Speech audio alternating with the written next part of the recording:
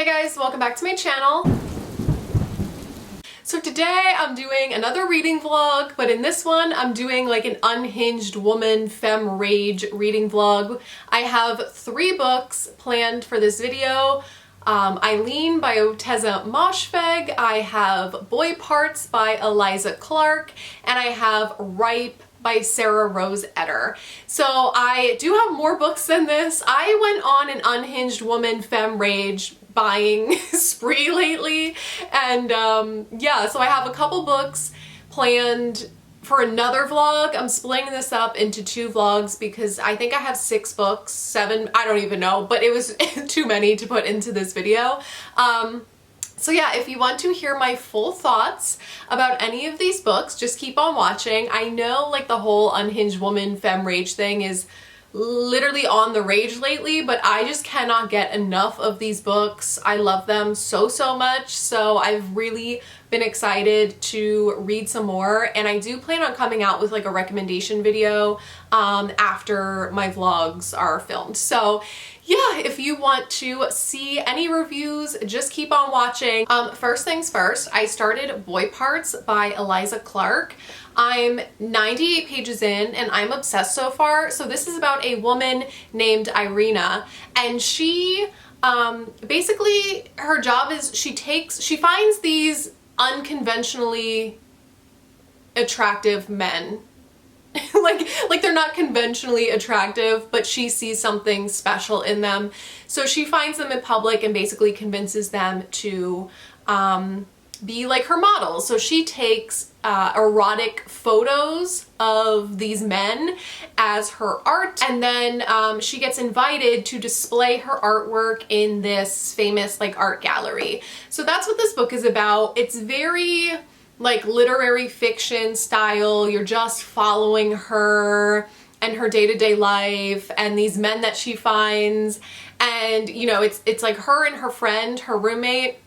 You're learning a lot about them and their dynamic, and then you're also learning a lot about this guy that she finds at the supermarket. It's not super plot heavy so far. Like I said, you're just following her, but I love being inside her mind because, well, first of all, she's a little bit like me. She's just very blunt, straightforward, like just unhinged thoughts, doesn't give a fuck. And I love that about her.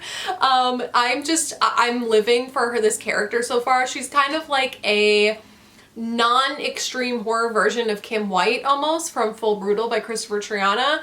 That's what this book is reminding me of. I don't know, I'm like reading through this book and I'm like, wait, sometimes she says some things in her mind that I'm like, oh, this is literally me. And it's frightening.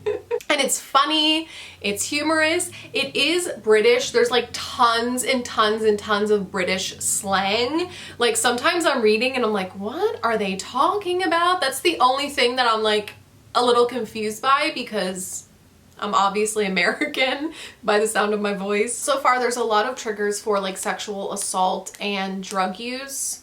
Main character is just like an unhinged, narcissistic jerk.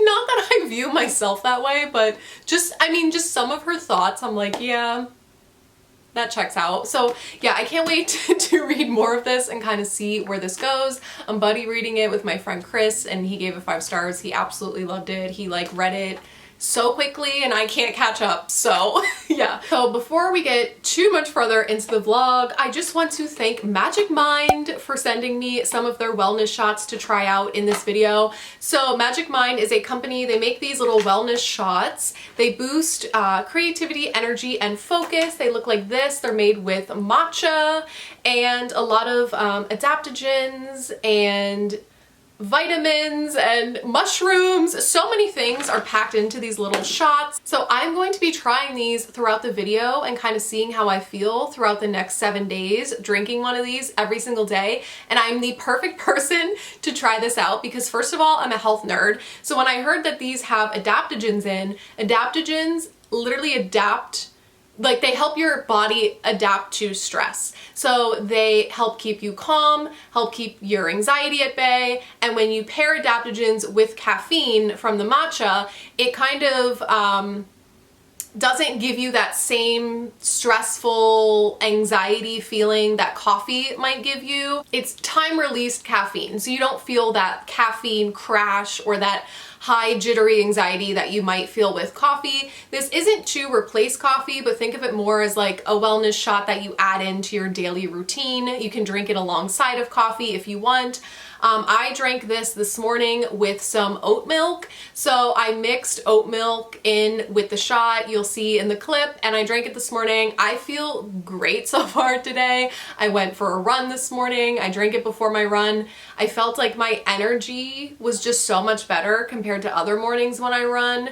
Like my timing, my pacing was better, and I feel more like energetic and focused today than I typically do. I'm very, like my brain, I've been very stressed. You will see later in this video, I'm gonna talk about it. But this doesn't just have adaptogens. Like I said, there are mushrooms in here. There's rhodiola, there's lion's mane mushrooms to help keep you focused. There are so many great benefits and vitamins added in here. It's just, it's like taking a vitamin. So if you're interested in trying these, I will have a link in the description box down below and in the comments where you can get up to 56% off your first shipment of these little wellness shots. And also, like I said, I will be updating you throughout the vlog throughout the next week, so stay tuned.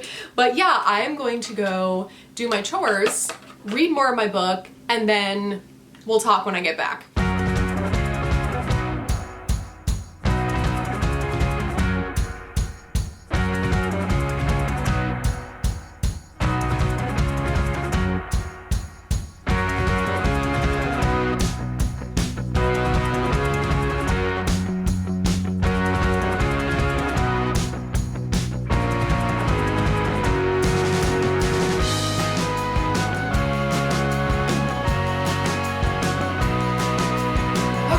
So it's later in the day and I got to the 50% mark of boy parts. This book is still slaying my life. Did I even use that word properly in a sentence? I love this main character so much. It's very plotless. It is a plotless book. Like, don't read this if you want plot. She's literally just sitting there going through her photos for this art gallery, and she's like reminiscing on all of the men whose photos she took, and then like you're getting some stories about the men and like her life, right? That's all that's going on. This is I'm just like laughing because I keep saying that I'm similar to this main character, and like we are, but she's like a bitchier version of me. Because I was reading reviews and people were like, this main character is such a narcissistic bitch, I can't stand her. And I'm like, I literally just said that we're the same person. But I don't think that I'm a narcissistic bitch, so. But I don't even know how to give this book justice or explain why I love it so much. I don't know. She's just unhinged. Like, you know that Aubrey Plaza quote, April from Parks and Rec, where she's like, she said something like, I have to pop it up on the screen. I hate everything about her. I want to travel the world with her. Or whatever it is. That's how I feel about this main character. Like, she is a bitch, but I love it because she's just so blunt and straightforward and to the point, and like the way that she treats these men and the way that she like thinks about men. And I love how she's like, oh, I love skinny men that I could easily overpower if need be. And I'm like, oh, me. I don't like attractive men. I like men that are skinny and pale and look like they're dying. And she always like references these crazy, wild horror movies. I can't think of the one that she was just talking about. Was it Cannibal Holocaust? No. I don't know, whatever. You get the idea. She's fucking crazy and I love her, but she's also very narcissistic and like into her appearance, and you know, like she knows that she can get any guy that she wants, sort of a thing. I'm not like that. I'm afraid of literally everyone, so yeah. Anyways, like I said, I'll update you once I'm done and have some more thoughts. I wanted to sit down and talk about something serious, kind of give you a life update. I talked about this on Instagram a while back. This has been going on since the beginning of March. Actually, no, the beginning of February. It's now the beginning of April. So this has been going on for 2 months. And basically, I'm in the middle of a breast cancer scare. So what happened is I have lumps all the time because I have fibrocystic breast disease, and I went to my annual in the beginning of February at the OBGYN, and I was like, hey, this lump is still here from the last time I was here a year ago. And she was like, you know what, it's probably nothing, it's probably a cyst, whatever, but I want you to go get a mammogram and an ultrasound done just so we know what's going on for sure. So I get the mammogram done. It was fine. I go and I get the ultrasound done, and I could tell they found something here because they kept like ultrasounding the same spot in my armpit and everything. And then I got dressed and the doctor came in, the radiologist, and she was like, we saw something on the ultrasound. It's called architectural distortion. So it's this large area where my breast tissue is different than the rest, and they couldn't tell like what it was. So they were like, we're gonna have to biopsy it because apparently like up to 75% of the time architectural distortion on an ultrasound is cancer. And she was like, you know, of course not to freak you out. She was very kind, but she was like, you know, I'm just letting you know up front it might be cancer, but it could also be something like scar tissue, etc. So they bring me back immediately, biopsy it in 4 different places. It's a huge area. It's literally like half of my entire boob, okay? And she was like, okay, we will call you once we get the biopsy results. So I had to sit around and wait, freaking out, thinking that I had breast cancer. They call a few days later, it was benign. So I was like so relieved, but they were like, it's benign, but we still don't really know for sure what it is. So we want you to see an oncologist, like just in case, because it's such a large area, you might need surgery because the tissue's different, and then they're like scared that it might turn into cancer or might still be cancer, whatever. So I was just like so relieved that at least the biopsy was benign because, you know, duh.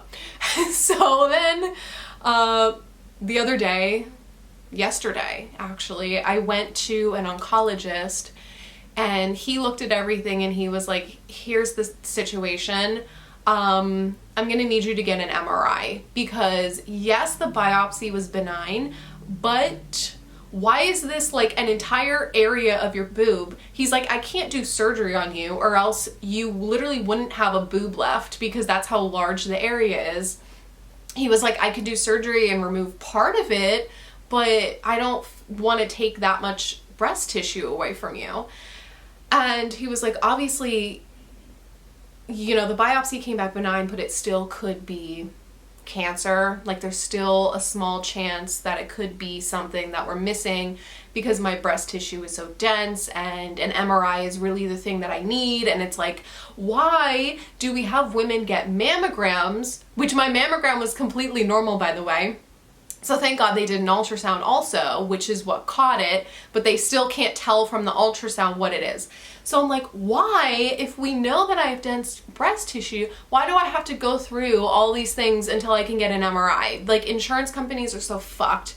But they were like, yeah, he was like, yeah, you need an MRI done so that way we can tell for sure if it's cancer, because there is still a small risk that it might be, but you know, it's unlikely. But then he's like, it's weird that it's not cancer because, like I said, like 75% of the time this thing that they see is cancer. But he's like, I don't know what else it would be, because the only other thing it could be would be like scar tissue from trauma, which I've never had. I've never had breast surgery or like a car accident or whatever recently, you know? So he's like, honestly, this is like really weird. And this is like a really like good oncologist that is telling me this. So I'm freaked out.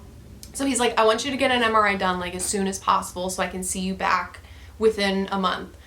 Of course, I go to schedule it and they're like, how does the end of July sound? And I'm like, no. Like he wants me to get this done now. And then they're like, oh, the soonest that they can get me in at any location is like June 6th. And then he can only see me the next morning. So they're like, well, we won't have the results back, but we'll try to put in like a stat order. I just have a feeling this is going to be a fucking mess. So yeah, that's my, that has been my life lately. I've been very stressed, anxious, just kind of like mentally I'm just not doing well with like the amount of appointments that I go to. I have to see a neurologist this week for my headaches and head issues. Like we still don't know if I had a concussion or if it's a neck issue or both. But I'm still like dealing with horrible neck pain and dizziness every single day, and I can't do my job. It's really bad. And then it's like, I have like a week of PTO left for the rest of the year. I don't know what I'm gonna do with all these appointments, and now I need freaking breast surgery. I'm like very, very stressed. So I think like when I sit down to film, I feel very jumbled, and it's because I'm very stressed. So yeah, I just wanted to tell that story for awareness. Go get your annuals, get your mammograms, get your ultrasounds, get whatever, okay? Because listen, shit is scary out there. It's fucked, okay? You just always have to advocate for yourself, and it's very stressful and hard to do, but you have to stay on top of things because otherwise nothing's gonna get found or done. So yeah, I just wanted to share that for awareness purposes and a little explanation as to why I'm like an airheaded bimbo. So yeah, anyways, I'm gonna go do some things. I'll get back to you once I'm finished with boy parts. I'm so excited. I love Irina. I want to travel the world with her. Okay, it's the next day. Got my matcha, got my book, got my crappy attitude. So the crappy attitude is because of my job and my health problems. But yeah, anyways, I finished this book last night, Boy Parts. I absolutely freaking love this book. I gave it 5 stars. I was up all night long thinking about this book and how much I loved it, and like the ending was wild. It really gets unhinged, batshit, off the walls. The last third of this book, probably the last like 80-90 pages or so, it starts getting really crazy. Like it gets wild and then it slows down again and then it gets wild again. This is American Psycho for hot girls. I don't know how else to explain this. I know I went on a whole rant before about how I'm sick and tired of authors doing American Psycho retellings, but I lied because this was done so well. I absolutely love this. It is similar to that American Psycho feel, I guess. I don't want to say too much, but that's what it reminds me of. The ending is absolute 5-star perfection. So I highly recommend this book, but like I said, it is pretty plotless. So if you can't read a book just for like the character and the vibes, you're not going to like this one. I know a lot of people don't like this one, but a lot of people love it, like myself. I just love those, you know, character-driven, like fucked up books. And she's an awful person. I want to travel the world with her. She is, I said that she's just like me. We're not that much alike, but some of it, yeah, we're pretty similar, and I love her for that. I am going to start Ripe by Sarah Rose Etter next. I just wanted to give you a little update. I'm drinking my Magic Mind matcha, my little performance shot with oat milk again. I love this. This is day 4 now, and I feel I'm not a level-headed person, but I've been pretty level-headed the past few days despite all the stress and anxiety in my personal life. I've been more focused and I feel more clarity. Like I just feel more focused on what I'm doing, like the task at hand, rather than fixating and letting my anxiety spiral, which is huge for me. So I am noticing a lot of benefits from this, and I feel like I've had more energy the past few days. Like I said, you know, my runs are better. I just feel like yesterday was Sunday. I got all my chores done. Well, most of them, but usually I'm like, I do some of them and then there's still stuff left over and then I'm stressed on Monday, but I feel like I got most things done that I needed to get done. So I'm loving these so far. It tastes like a green juice. It tastes like a green juice matcha. So I really like it with the oat milk. It tastes like a green juice. I don't know how else to describe it, but yeah, really loving these so far. Okay, so I started reading Eileen, reading her to filth. No, first of all, my hair, if it looks bad, if my bangs look bad, I cut them myself. I cut my hair myself, and I wanted to have shorter bangs, so I decided to chop them the other day. But I don't know. I don't know if I did a good job, so just leave me alone. So I started this book and I got about 100, yeah, I'm 98 pages in. So far we are just following this woman, Eileen, obviously, and she's telling this story in present day where she's much older, and this takes place in her early 20s, I believe. I don't know her exact age, but when she was much younger. So she's telling us this story. It's like a week in her life. She's telling us like the story of the week that her life changed. Am I making sense? So we are following her tell us this story, and we find out a lot about her, about, you know, she lives with her alcoholic father that she takes care of, and he's like really verbally abusive. And we follow her. She works as a secretary in this boys' prison. So we're just following her day-to-day life and her thoughts and inner dialogue. And it's a lot of, so far, like, I don't know how I feel. I like it, and then it loses my interest. It kind of goes back and forth. The writing is stunning. Like, she's obviously very talented. It's just like long rambling streams of consciousness sometimes. It's just like nonstop. Like, it'll switch from one thing to another constantly, and I'm like, what the hell? And I get confused sometimes because I tune in and out. But yeah, she's very unhinged, very unwell mentally. Sounds like I'm describing myself.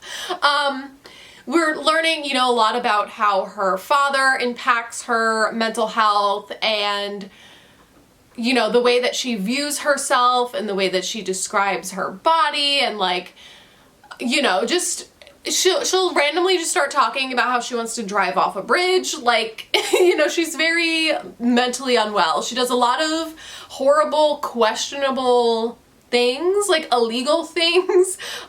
She's obsessed with the one prison guard named Randy, and she stalks him. She'll like drive to his house and try to like spy on him.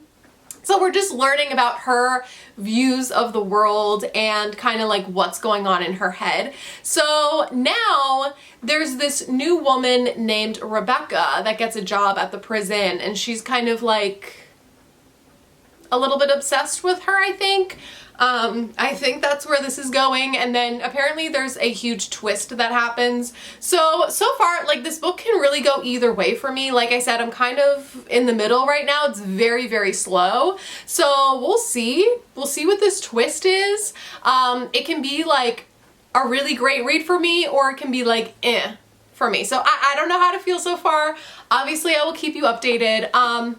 Today's Monday. I'm supposed to be working. I haven't worked since Thursday morning because Thursday at 1 p.m. my freaking computer died. I don't know, like the workspace that we use will not work.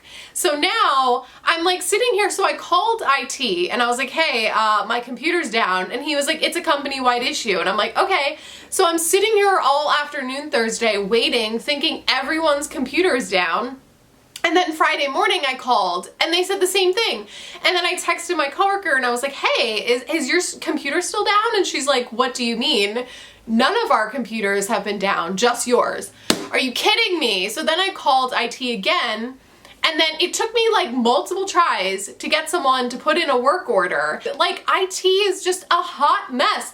I need a book about an unhinged woman dealing with IT, because this is just absolutely insane, ridiculous, frustrating. Here I am sitting here again.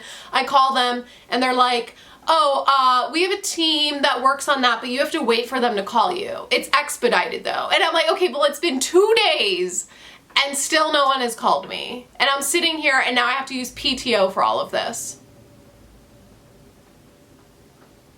I'm a little bit unhinged, I'm not gonna lie. Like, this book will probably end up being me.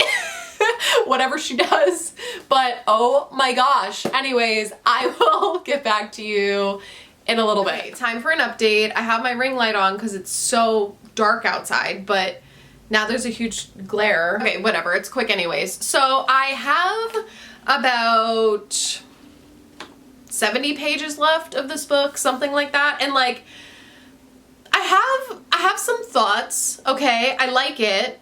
It's just a character study. This book is a never-ending prologue. Like, I don't like how the back of the book kind of makes it sound like it's some thriller. There's some crime aspect. There's something that's going to happen. There's like this big twist, you know, etc., etc. And nothing happens in this book. You're just like waiting for something to happen. You don't know what's gonna happen. You don't know when it's gonna happen. And now I'm at the end of the book and I'm like, something is going to happen here. I don't know. But if you are reading this thinking that it sounds like some thriller or something, you're going to be very disappointed, because this is just a constant, non-stop prologue, character study. Nothing happens in this book, really. Maybe something happens, but it's at the very end. So that's kind of what this book is. I do enjoy the aspect of Eileen telling us this story, you know, like 50, 60 years in the future. She's looking back at herself and she's very harshly judging herself throughout this entire book. So she's telling you, you know, all these crazy things that she's done, and then you're following her throughout a week in her life, and we know that she like disappears and runs away, and she's just telling us the last like week living in this town, if that made sense. So yeah, nothing really super crazy is happening in this book other than her just being extremely, extremely unhinged.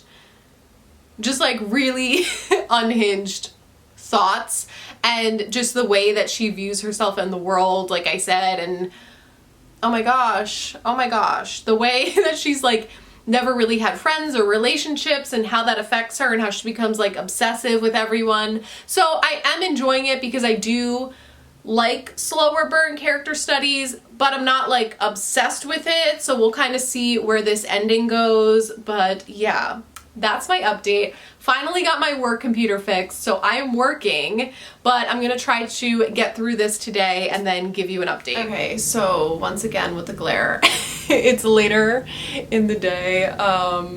Final thoughts. I'm not feeling very well. My head is killing me. Like, I'm getting horrible pain in the back of my head, so forgive me. But final thoughts, I did finish this book. I'm kind of going with like 3 stars, 3.5. I liked it. I did get to, you know, this big like twist and crime aspect of this book doesn't happen until the last like 50 pages or so. So you are literally reading the entire book just to get like the payoff at the end, which isn't necessarily my favorite thing in the world. I mean, I like a good character study though, so I mean, I didn't mind it, but I still, like, this book kind of lost me a little bit until the ending. I did like the twist. I did like what ended up happening, but at the same time, I wasn't like super, super mind blown. I can see why it was done. I can see the point, and like, you know, I don't want to say too much, but her mental health throughout the book and how she viewed herself and how that kind of relates to what happened in the end. I don't know, whatever. Like, I see the point in the book. I just, you know, I don't think it's anything super mind-blowing that you need to like run and read. And I think a lot of people, if you don't like a slow burn, if you don't like character studies, you know, you might not like this one. You might want to steer clear. But just know that this is not some like twisty thriller like it's advertised. I'd like that there was some dark humor kind of thrown in there, and I did like the writing of this one, and just, you know, obviously this author is very, very talented, you know, being able to throw that humor in there.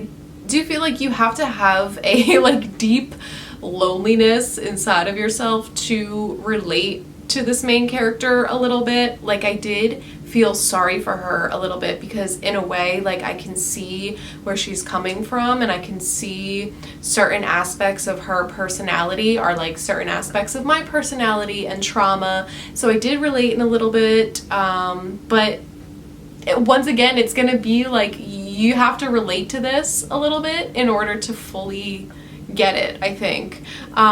But yeah, I didn't think it was bad. I gave it, I'm gonna go with like a 3.5. I am looking forward to reading more from this author. I do have my year of rest and relaxation I plan on reading in my next vlog. I think that's all I want to say about this one. My head is woo. So yeah, I am going to finish up work, go to physical therapy, and then I'll update you on my next read.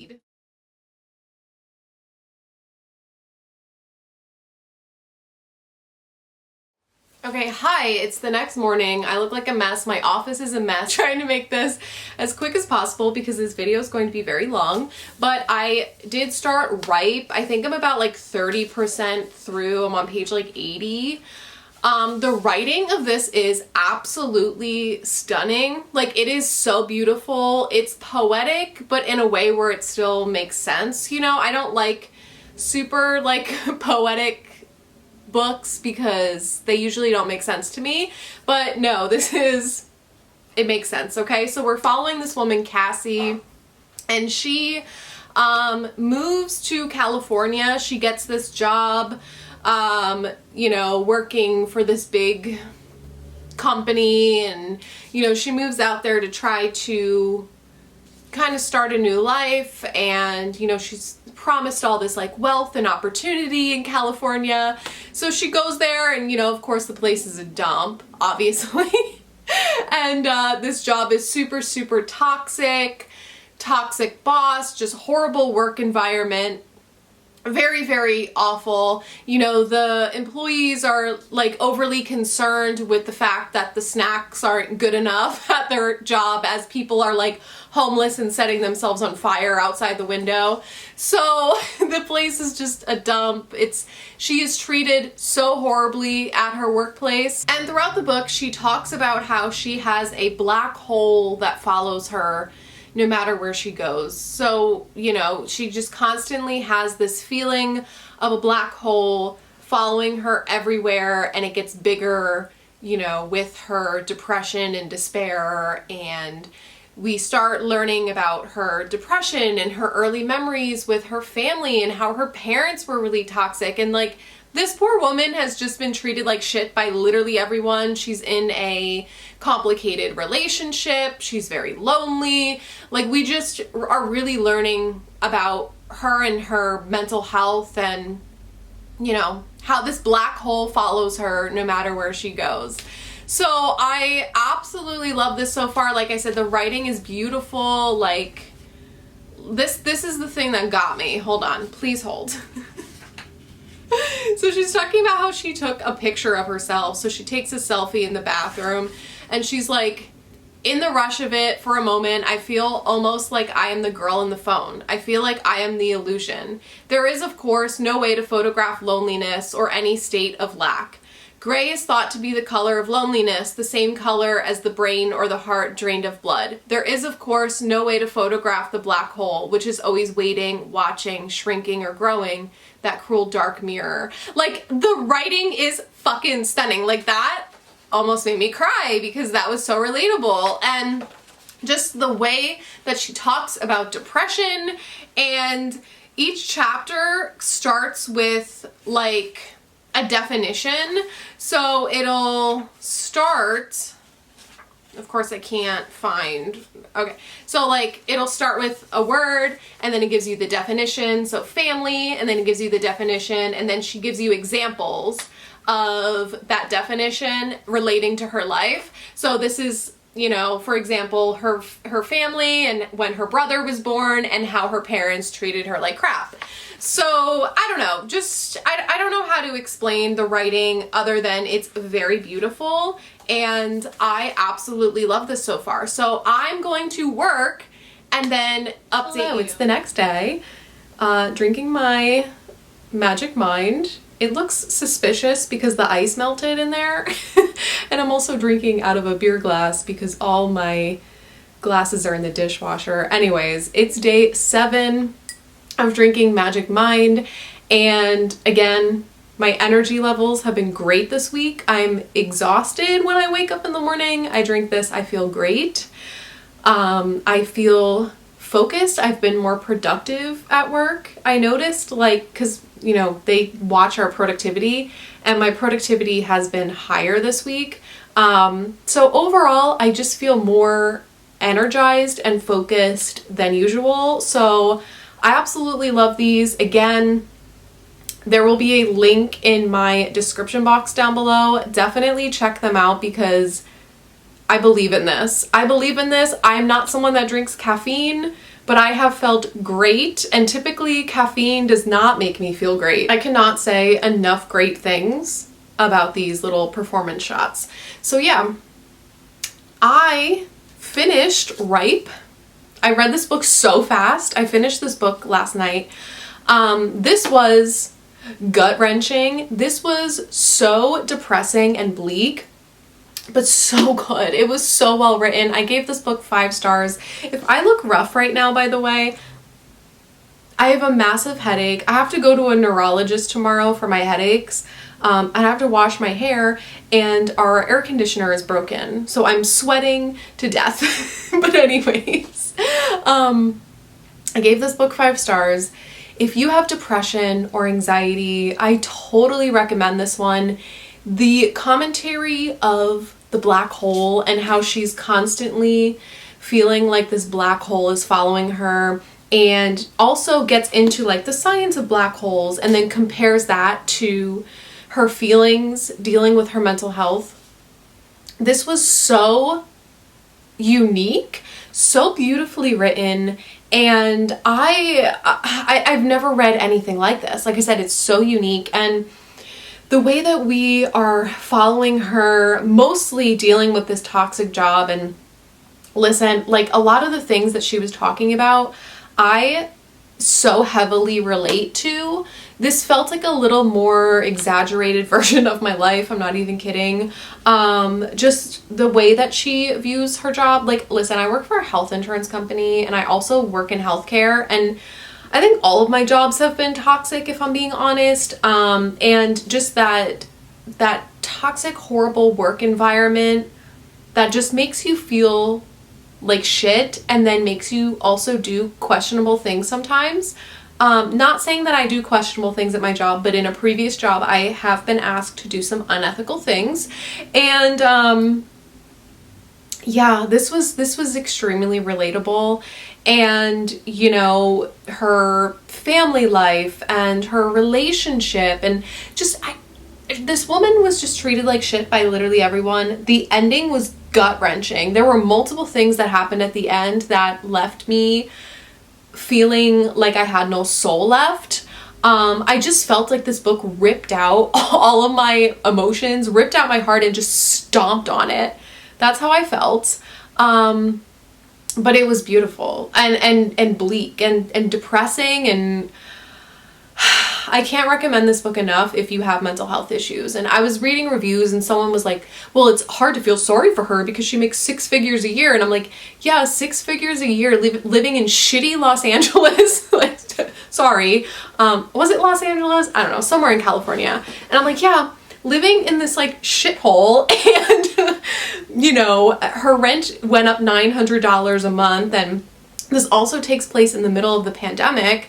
So, you know, we have all those factors going on, and, you know, dealing with XYZ toxic situations. I don't fucking care if someone makes 6 figures a year and they're depressed. I'm mentally ill. Like, I am extremely mentally ill. If I made all this money, I'd still be mentally ill. Like, and I think that was part of the commentary in here. Like, you're mentally ill despite what's going on around you, despite how much money you make. And yeah, trauma doesn't fucking care how much money you make, you know? I love this book so much. Absolutely gut-wrenching. One of the best lit fic books I've ever read. It's another one of those kind of like plotless books, but really fucking sad. This is the definition of sad girl lit fic, and I'm here for it. I also bought her other book, The Book of X. Heard great things about that one too. It was hard for me to find. I had to buy it used somewhere, but yeah, regardless, this was absolutely fantastic. So yeah, what a successful reading vlog. This was so successful. I can't wait to do more of these. My next one, I am going to be doing another like unhinged woman, sad girl vlog. And in that, I think I have a little more like horror planned. I don't know. It's a mixture of horror and lit fic, I believe. But yeah, what a successful time. Definitely let me know if you read any of these books or if you plan on reading them in the comments down below. And yeah, don't forget to check out Magic Mind. Again, there will be a link in the description box down below and in the comments for up to 56% off. And I will see you in my next video.